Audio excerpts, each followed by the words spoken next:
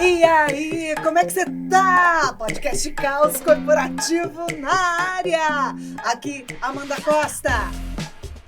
E eu, Alberto Reutemann, de volta! Venci o raio da Covid!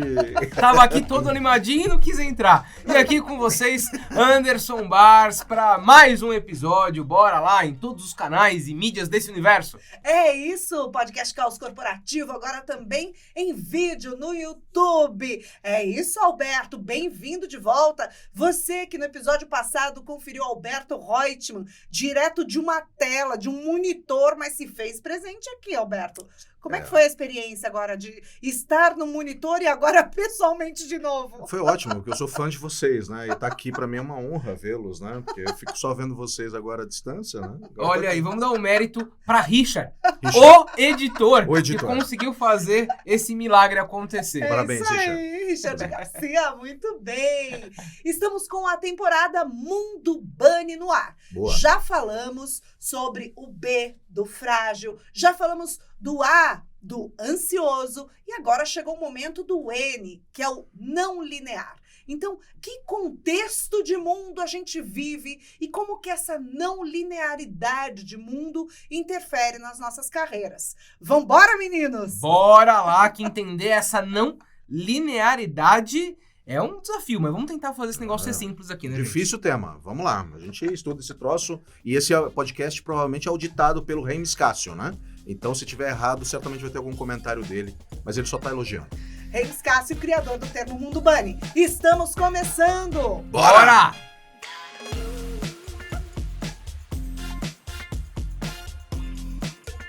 Antes de entrar no tema da não linearidade, bora para as nossas frases? Para inspirar a semana de quem nos assiste e nos ouve? Muito bem, vou puxar a fila. Adoro essa. Seja você mesmo, ou seja você mesma. Todos os outros já existem. Isso! Muito Boa bem. frase. Boa frase. E eu acho que eu vou complementar você então, Amanda. Já que a gente tá falando de não linearidade, minha frase é: a vida não é uma estrada reta. E se fosse, não teria graça, pois de longe já avistaríamos a linha da chegada. Eu não quero ver essa linha não, viu? E essa frase é dele, Vitor Hugo. Vitor Hugo, Muito ótimo. bom, boa frase, Ender. Excelente. A minha é de Gandhi, né? Tô vivendo aqui olhando uma frase tão legal. Olho por olho e o mundo acabará cego. Olha que mensagem interessante, né? Temos Não é de justiça. Gandhi mesmo, né? Do Mahatma, né? Duvido Alguns atribuem ao Mahatma e outros ao Gandhi. Duvido que essa frase seja dele, Não, mas faz sentido, faz que sentido. Ele está justamente defendendo que a gente não leve isso, né? Esse ditado aí do olho por olho. Supostamente dente por atribuído a Gandhi, né? Não, mas se tá na internet é verdade. Se tá né? na internet é Se tá na verdade. internet é verdade. Muito bem, meninos. Estamos todos inspirados aqui e prontos para mergulhar nesse tema e continuar aqui na nossa temporada Mundo Bunny, agora para falar do N, desse acrônimo, né, do Bunny, que é a não linearidade. E aí, qual é a desse negócio? Bom, tentando explicar rapidamente, eu sei que o Alberto vai aprofundar, quando a gente fala de não linearidade, a gente está falando de relação de causa e efeito das coisas. Para tornar esse negócio muito simples, o mundo não é óbvio, né? Se a gente pegar como exemplo a pandemia, né, supostamente, né, dizem que foi lá um chinês, tomou uma sopa, né, de um morcego XPTO, e aí olha o que aconteceu no mundo, né? Quem conseguiria ligar uma coisa a outra? Então, falar que o mundo é não linear significa que a relação de causa e efeito é algo, assim, impensável.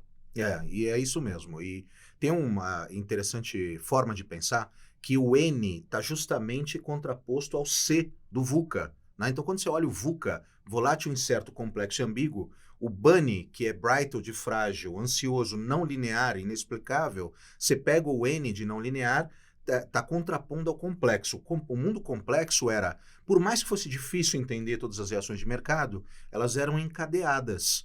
Então era como se fosse a grande linha da vida, né? Nasce, cresce, reproduz e morre. Agora você não tem mais essa linearidade. Você tem uma outra questão, que é observar, crescer e amar. É o que está se falando muito no universo corporativo, de você não tem mais uma lógica cartesiana, matemática. Você entra muitas vezes no YouTube, tem lá aqueles tutoriais. Pega lá os ingredientes para fazer uma feijoada, separa, separa a panela, coloca a medida, vai, cozinha, come. Isso não existe mais. Deixa eu só ver só o que não Eu existe tô mais. Deixa eu só conseguindo entender o que entender, que não Alberto, existe. o que Não, você tá é que eu falando. tô entendendo. Quê? Não existe mais a sequência da receita? Não existe mais.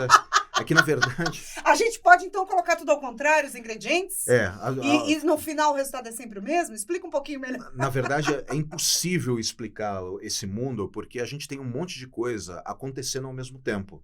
Aquela lógica que a gente via no Réveillon, lembra? Quando era 4 horas da tarde, a gente falava assim, já é Réveillon na Austrália. As coisas estão acontecendo dentro de uma lógica que parece que a gente espera o encadeamento de tudo. A minha falecida mãe falava, Alberto, antes de você começar uma coisa, termina a outra. Mas isso faz sentido, vai. Faz sentido, mas não faz mais a parte do nosso mundo. Eu não preciso terminar um curso de direito para começar o de psicologia. Eu não preciso terminar uma série para começar outra. Eu posso escrever um livro e ler um livro ao mesmo tempo. Então, a grande provocação do mundo bunny é que a gente perde a noção, ou pelo menos nós não precisamos, esperar o fim para ter um novo começo. A gente é uma máquina de fazer 1000 coisas ao mesmo tempo agora. Tanto é que a gente pode dormir e aprender simultaneamente. A gente pode o tempo todo ouvir música e trabalhar. Peraí, mas esse negócio de Esse dormir e negócio- aprender simultaneamente... Já quero meter Eu pitaco quero aí. saber. Não, mas eu quero saber. Você acha? Quem tá assistindo a gente, fala aí. Você gostou É dessa aquele ideia? lance do curso de inglês. Você Eu põe tô o afim, fone, bicho. vai Você acorda dormir sabendo? e você acorda falando inglês. Não, peraí. Vai. Bota aí. Você vai dá uma- dormir da boa Bota- noite, aí você acorda Falando- e good morning. É, como é que é isso? Isso ainda assusta muita gente, né? Porque a gente esperava que o Assusta sono... e desperta interesse. Muito, né? Você já tem hoje muitas técnicas que, inclusive, aplicativos que você baixa, que não só o aspecto para você também melhorar o entendimento das suas reações corporais durante o sono, né? Então, por exemplo, você está dormindo e aprendendo ao mesmo tempo. Não necessariamente que você está fazendo um download na tua cabeça, mas tem um aplicativo muito legal desenvolvido pela Universidade de Washington, em conjunto com a Samsung, que mapeia o teu sono. Então, a hora que você está dormindo, você consegue ver como é que o teu corpo está reagindo a determinados inputs. Poxa, hoje foi um dia super confuso, o meu corpo vai reagir com muito mais ronco, ou eu vou ter muito mais apneia, ou eu vou acordar simultaneamente, a respiração vai ser diferente. Então, eu estou dormindo, mas ao mesmo tempo, no dia seguinte, quando eu acordar, eu vou aprender mais sobre então mim. não significa que eu tô aprendendo dormindo, é isso? Você pode até aprender a dormir, porque também já tem técnicas hoje que Peraí, dependendo... não é aprender a dormir, não Não é é? aprender sobre você com um aplicativo. Você criou uma expectativa enorme aqui, Você Alberto, pode aprender para os dormindo. nossos Então como? telespectadores, Fala! que é Conto. como aprender dormindo. Vai lá. Tem, é verdade, tem Então você, técnicas. por favor, você me explica Responda. agora, porque eu quero saber como é que a gente aprende dormindo e o que é possível aprender dormindo. Saia É verdade, dessa, Alberto, sai, vamos. É verdade. Já existem técnicas, Já, inclusive... é saia por- justa que chama. É, saia Imagina, justa, isso aí eu tiro total. de letra, cara. Tem muitas técnicas da neurociência É. que, dependendo do que você escuta, o seu cérebro tem maior facilidade para absorção. A gente não precisa mais achar que o processo de aprendizagem precisa ser 100% consciente. Aliás, essa é uma das últimas descobertas da neurociência mais legais. A gente aprende que, para aprender alguma coisa, eu preciso estar com a minha atenção totalmente focada. Então, vale a pena você procurar no Google, como aprender dormindo. Você vai ver uma série de técnicas, provocações, que são incríveis, que obviamente ainda são recentes, mas te permitem, inclusive, desenvolver memória, um nível de concentração muito maior ao longo do teu sono. Vale a pena os nossos ouvintes e telespects irem atrás dessas informações de como aprender dormindo. Muito bem. Voltando ao tema, não linearidade. Você vê, o mundo é não linear, assim como o nosso podcast. Totalmente. Você vê que a Uhum. gente começa falando de uma coisa e termina falando de outra, bem diferente. Volta, pega de volta o fio da meada, Andy. Sabe o que eu queria saber? Queria saber como é que isso se reflete no nosso trabalho, na nossa carreira, nas organizações. Eu queria até deixar uma dica. Eu não sei se vocês já viram, né? Que é um filme que, inclusive, deixa muito claro esse conceito de não linearidade. Você lembra de um filme que se chamava Efeito Borboleta? Sim. Eu Você lembro. consegue Filme maravilhoso. resumir um pouquinho do como é que ele era? Olha, o filme, ele mostra uma história que traz diferentes situações, diferentes finais, conforme o protagonista muda algum detalhe na Ele ação. podia voltar no tempo, Ele né? voltava no tempo e ele via, conforme ele tomava determinada situação ou mudava algum detalhe, tinha um desfecho diferente. Ele voltava no tempo e via o desfecho diferente. Falava assim, ele não passou em tal rua, ou sei lá, não vou lembrar agora qual é a situação. Ou não falou com alguém, acontece tal coisa. Se ele falar com a pessoa, acontece uma coisa muito, muito diferente, né? É isso aí. E aí ele sempre tentava voltar no tempo, mexer em alguma coisa que tinha acontecido, buscando o resultado A, e ele sempre chegava num outro resultado que não era o que ele queria. XYZ. E, inclusive, efeito borboleta, que é o nome do filme, é algo que vem justamente da Tá tudo bem entre você e o microfone? Não agressão, não agressão. Tem seguro, né? Que é algo que justamente vem da teoria do caos. Né? E você sabe por quê? Você sabe por que fala que o efeito borboleta é um dos quesitos Essa história é ótima, explica. Essa história é muito legal, né? Quando a gente fala da teoria do caos, a gente sempre se refere ao efeito borboleta e tem muita gente que acha que tem a ver com o filme. O filme é, obviamente, uma ficção. É uma correlação. É uma correlação. Se inspirou nisso, mas a ideia da teoria da borboleta, da teoria do caos, do efeito borboleta, começa com a história de uma criança brincando com uma bola. E nessa hora que ela está brincando com a bola, vem uma borboleta perto dela. Ela se assusta e solta a bola. A bola desce por um desfiladeiro, ou pelo menos por um morro. A bola começa a descer por essa ladeira. Lá embaixo está vindo um caminhão. Esse caminhão vê uma bola correndo. Ele não sabe se tem que desviar da bola ou da criança. Ele vira o caminhão tomba. Esse caminhão está transportando produtos tóxicos. Esses produtos tóxicos caem num ribeirão, ou pelo menos num rio que está perto de onde esse caminhão tomba. Esses produtos tóxicos chegam até o mar, até o oceano, e por meio das correntes marítimas, toda aquela toxicidade chega do outro lado do planeta. Então é por isso que a gente fala que o bater das asas de uma borboleta no Oriente causa um furacão do outro lado do mundo. Sim, e o efeito borboleta foi também uma metáfora utilizada pelo meteorologista Edward Lorenz, professor do Instituto de Tecnologia Meteorológica de Massachusetts, para explicar a impossibilidade de prever fenômenos atmosféricos por mais de alguns dias. Isso lá em 1969.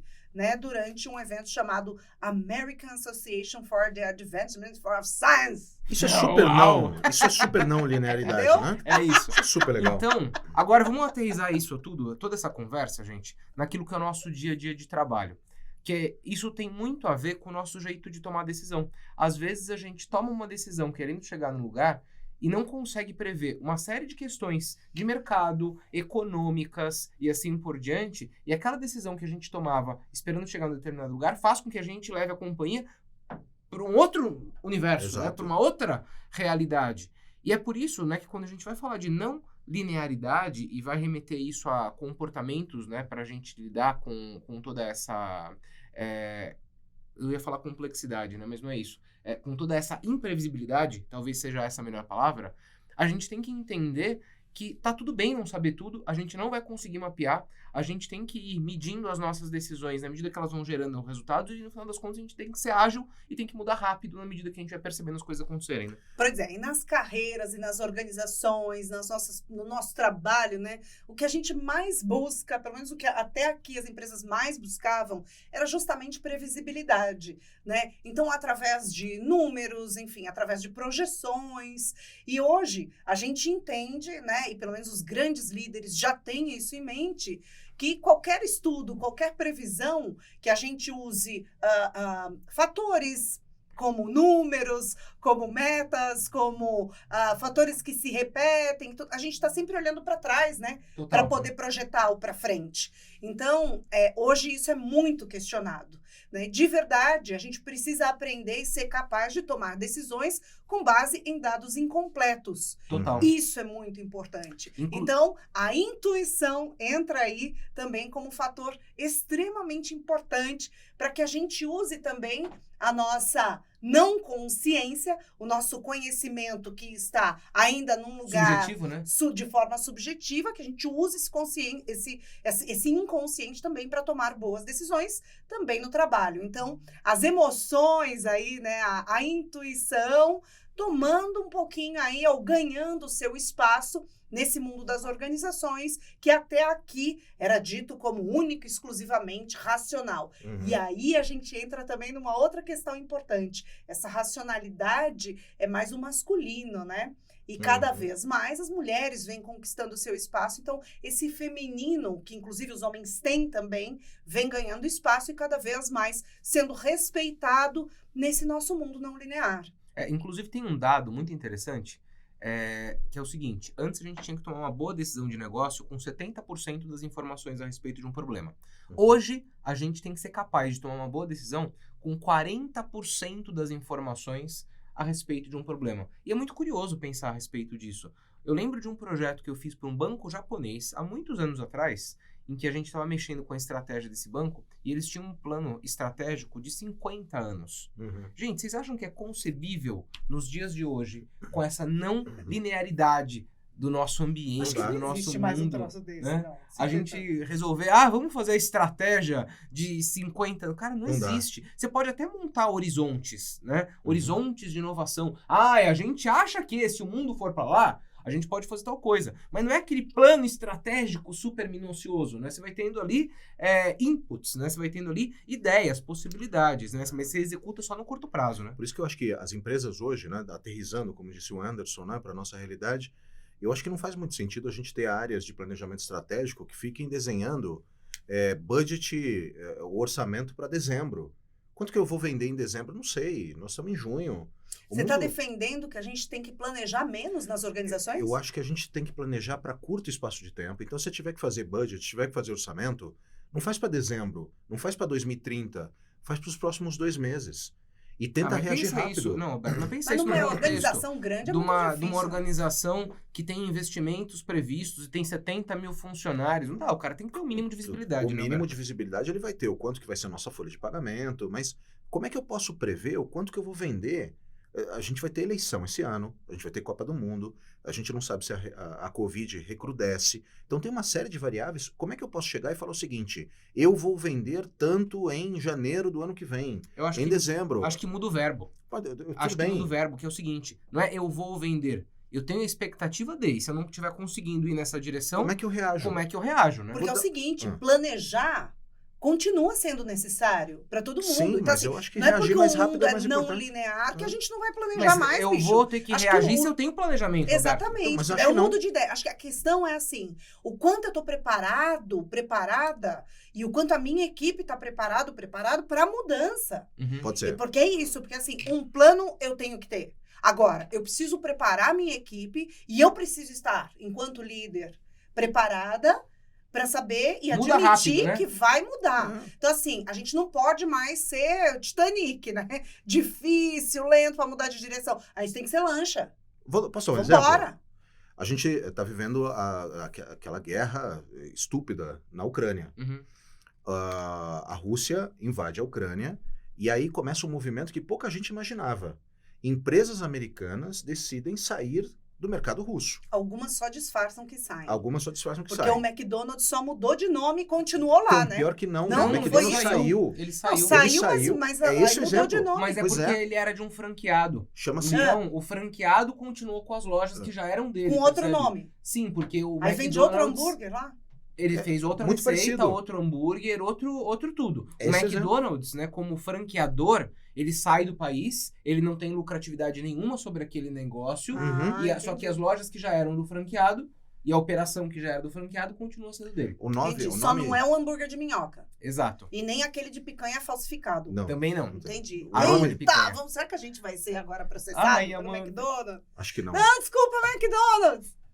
Às vezes vocês até tinham lanche para vegetarianos. Eu até gostava. Mas agora não tem mais. Então vou continuar falando mal. Nossa O Senhora. exemplo que eu ia dar, Vambora, até fala. ser interrompido, é que o nome da nova empresa é Vuxo Toshka, que Toshka? significa delicioso e ponto final. Ou seja, hoje já está sendo dito que é uma das maiores empresas, um dos maiores restaurantes na Rússia. Então, você acha que esses caras planejaram isso? Não planejaram. Foi uma oportunidade e da noite para o dia se tornaram um dos ícones da alimentação. É o que a gente está vendo aqui. Então, é interessante que eu acho que a gente não tem que parar de planejar. O mundo continua sendo linear para muita coisa. Afinal de contas, a gente tem as nossas rotinas, tem as nossas agendas, mas o sucesso está nessa não linearidade. De olhar e falar o seguinte, saiu o McDonald's, vamos abrir um e substituir? Foi rápido. Existem provas de que sucesso, para uma empresa fazer sucesso, não é grana, é um negócio chamado timing. É assim, hoje o Uber, se o Uber fosse lançado hoje, a gasolina a R$8, R$9, ele quebraria. Não daria para lançar Netflix hoje. Netflix estava pronta para ser lançada no meio da pandemia. E cresceu absurdamente. O Uber estava pronto para ser lançado naquele momento em que a gasolina... Eu cheguei a viajar do Rio de Janeiro, São Paulo... Desculpa, eu não entendi. A Netflix estava pronta para ser lançada durante a pandemia? Não, já existia há muito tempo. Mas estava pronta para alavancar, para exponencializar, para estar em todos os países. Uhum. Eu tive a oportunidade de viajar do Rio de Janeiro para São Paulo em 20 minutos. Em 20 minutos. O diesel era baratíssimo. Então, as companhias aéreas competiam por velocidade. Ontem eu voltei do Rio de Janeiro, levei 1h10 para economizar combustível, para todo o fluxo. Então, timing. A não linearidade do mundo bunny diz respeito a gente conseguir enxergar oportunidades de quebrar o ciclo da linearidade. Desculpe o Hermes Cássio, não significa que o mundo agora não é mais linear. Significa que nós damos saltos quantitativos se a gente identifica uma oportunidade não linear. Quando a gente vai para esse cenário, Alberto, de produtos digitais, é mais do que comprovado, e tem um monte de tese e número que valida isso, que quem lança primeiro tem vantagem. Por que a Netflix é a Netflix? Porque ela foi a pioneira. Quando a gente fala de mercado digital, esse lance de você colocar o seu produto na frente primeiro é um baita de um fator competitivo. Aproveitou a oportunidade, agiu. Isso aconteceu com Netflix, isso aconteceu com Spotify, né? E coloca na rua do jeito que dá e vai melhorando, né? E vai desenvolvendo.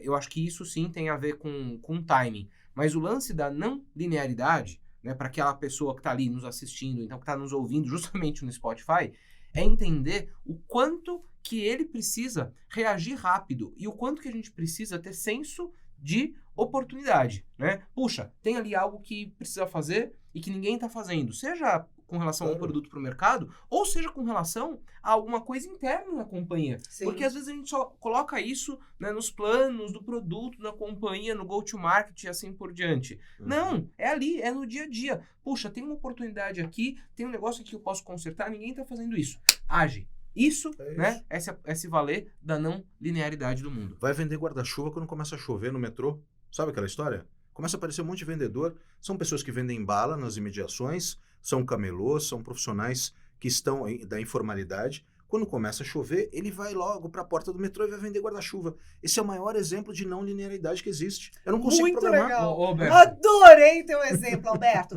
E é muito isso, né? Muitas vezes a gente acha assim, mas isso é muito óbvio. Eu nem vou. Alguém já teve essa ideia. Então, assim, acredite nas suas ideias e vá além, realize as suas ideias, né? Porque eu acho que o grande diferencial não é ter uma ideia brilhante.